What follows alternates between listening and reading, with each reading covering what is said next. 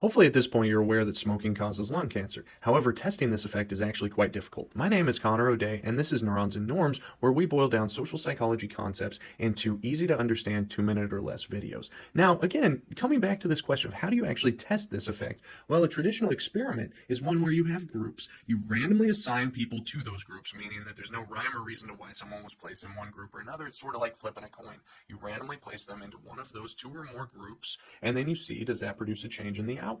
However, with smoking, this is an interesting variable. We can't make people smoke or not in our study, and this is where it actually has implications for causality. Now, in our video about correlations and why correlation does not equal causation, we talked through these three things. Covariation basically means, is there a significant effect in your study, or is there a difference between your groups in your study, your smoking group and your non-smoking group?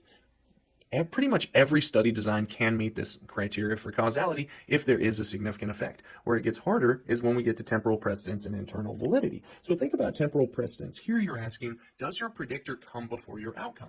And in order to meet this criteria, you have to definitively show that your predictor came first and your outcome came second. Now, does it make sense that smoking would come first and lung cancer would come later? Probably that makes sense. However, most of the time we would measure these two things at the same time. We would say, do you smoke or not? Do you have lung cancer or not? You place people into their groups and you see, is there a difference between the two groups?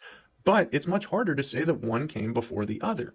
And the last criteria here, which is internal validity, this is where it gets even more difficult because you have to definitively show that it is due to your predictor. The changes in your outcome are due to your predictor and not some other variable. In this case, what if the person who smoked grew up in a household where maybe there were other things in the environment that made them more likely to develop lung cancer for whatever reason? It could be due to a number of things. People who smoke are also maybe more likely to be impulsive in other areas, and that might lead to a higher likelihood of having lung cancer. We just don't know. It could be due to impulsivity. It could be due to the environment that someone is in, and this is why it gets really tough. But what's similar between quasi-experiments and experiments is that there's groups.